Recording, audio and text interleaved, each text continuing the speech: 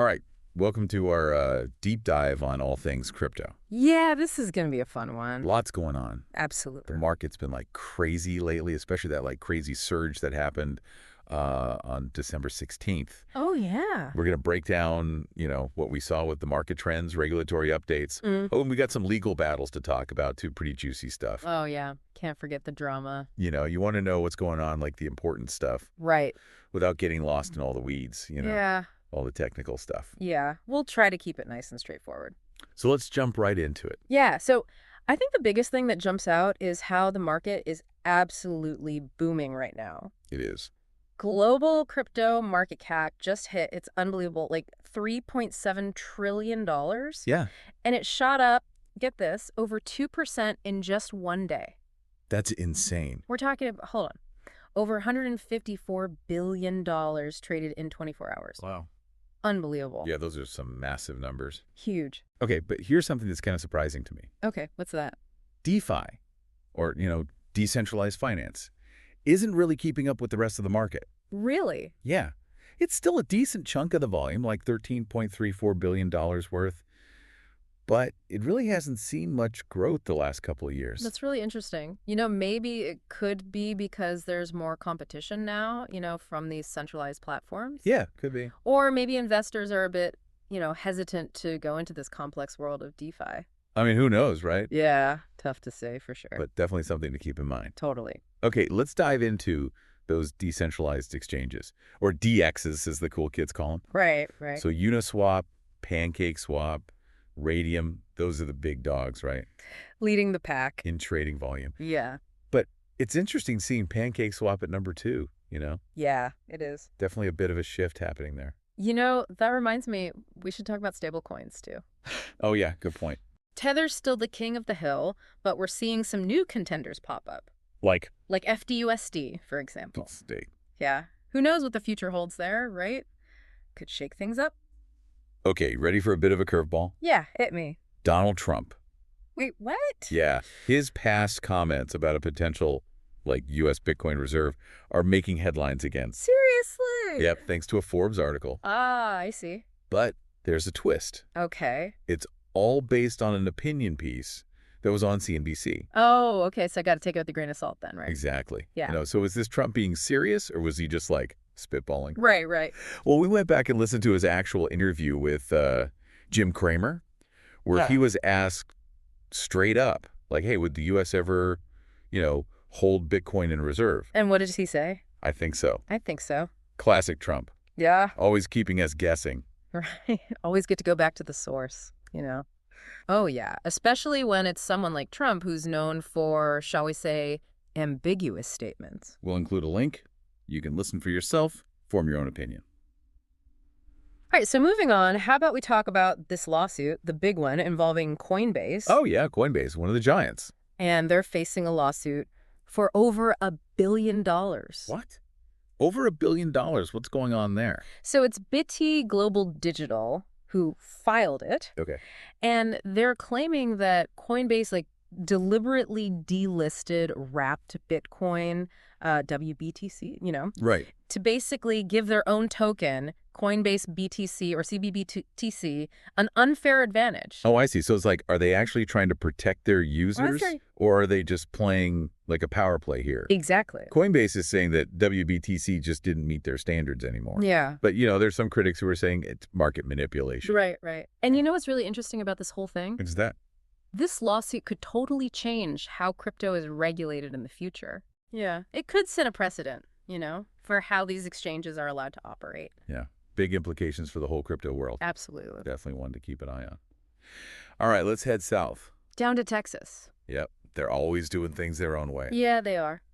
So Representative Giovanni Capriglione, he just introduced this bill to create a strategic Bitcoin reserve for the entire state of Texas. A strategic Bitcoin reserve. That's what they're calling it. Interesting. So what's the idea there? The idea is they're proposing to, hold and manage Bitcoin as a financial asset. Oh, I see. They think it'll strengthen the state's financial stability and make Texas, a leader in crypto innovation. Bold move. Right.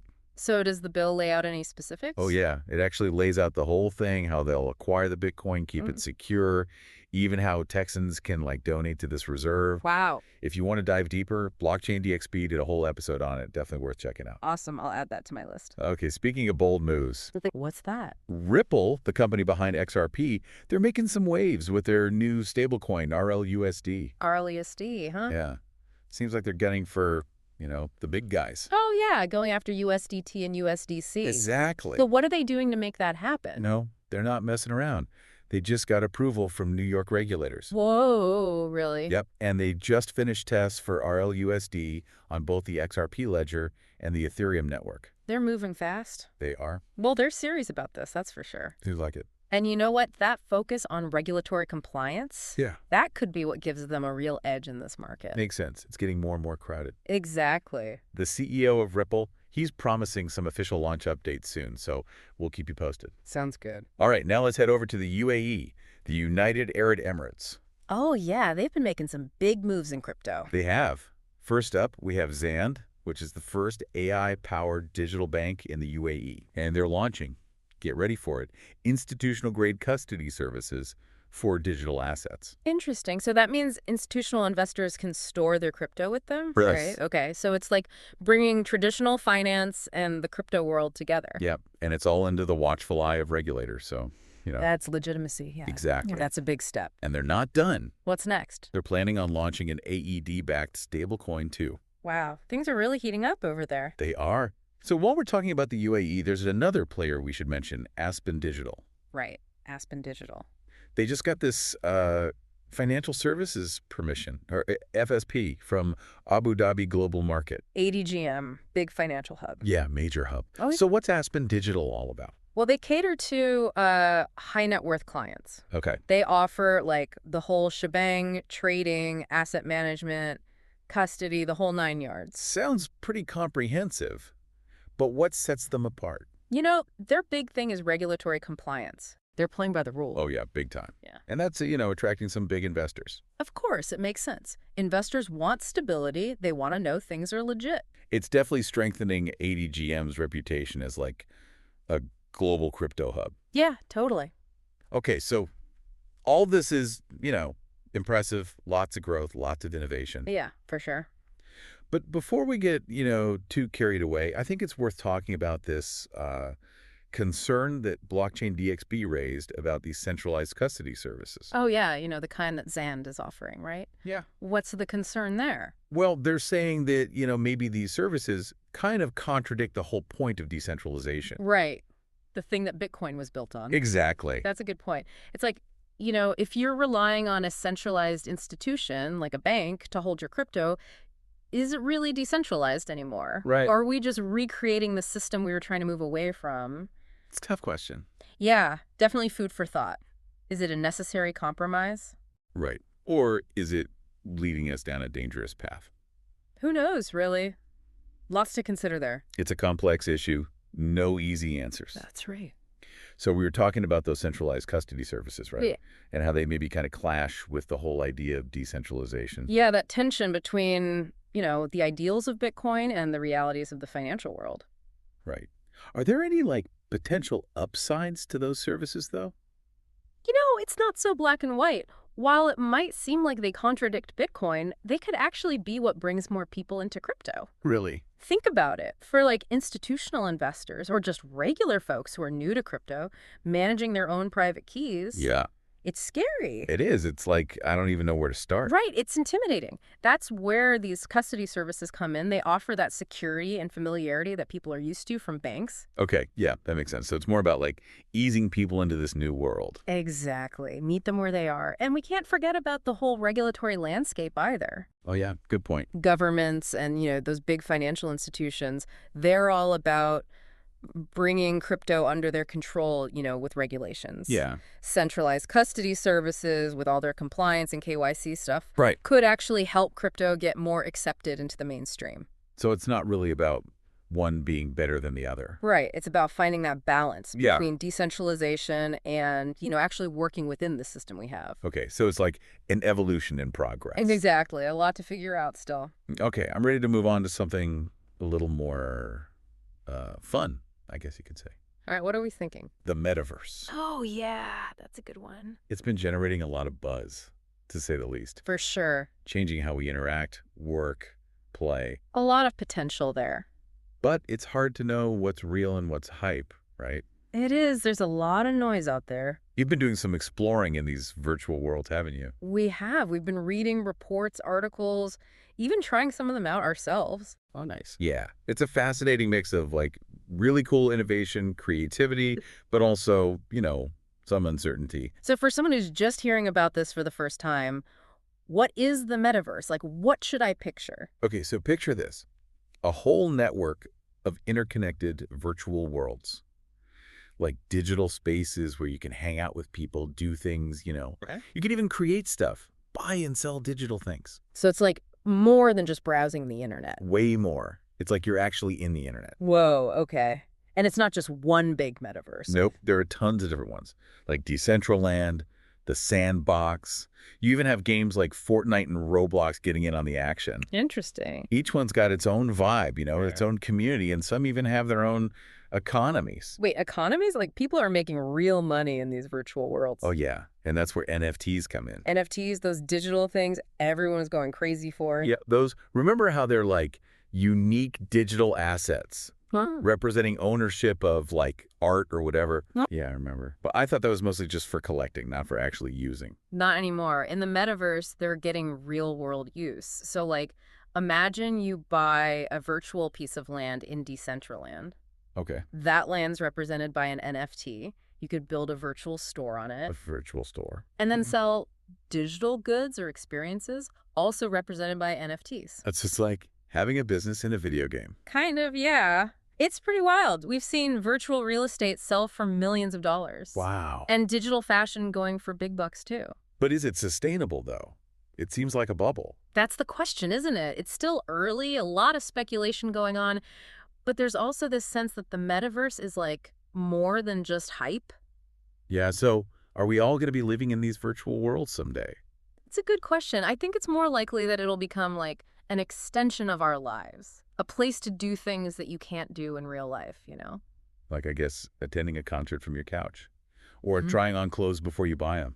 Exactly. And it goes even further. Think about remote work, education, healthcare. Whoa. Imagine being at a conference, but it's virtual, with people from all over the world, or talking to your doctor, but they're examining you virtually. Okay, that's a lot to wrap my head around. It is. It's exciting and kind of overwhelming. So where do you even start? How do you get into this metaverse thing? That's the question, right? Even experts are still figuring it out. But start with research. There are so many resources online, articles, videos, whole communities dedicated to it. Don't forget about podcasts. Of course, podcasts are a great resource. They are. Once you get the basics, start experimenting. Create an avatar, go into some virtual worlds, maybe attend a virtual event. So just dive in and see what it's all about. Exactly. You might find something you love or a new way to connect with people.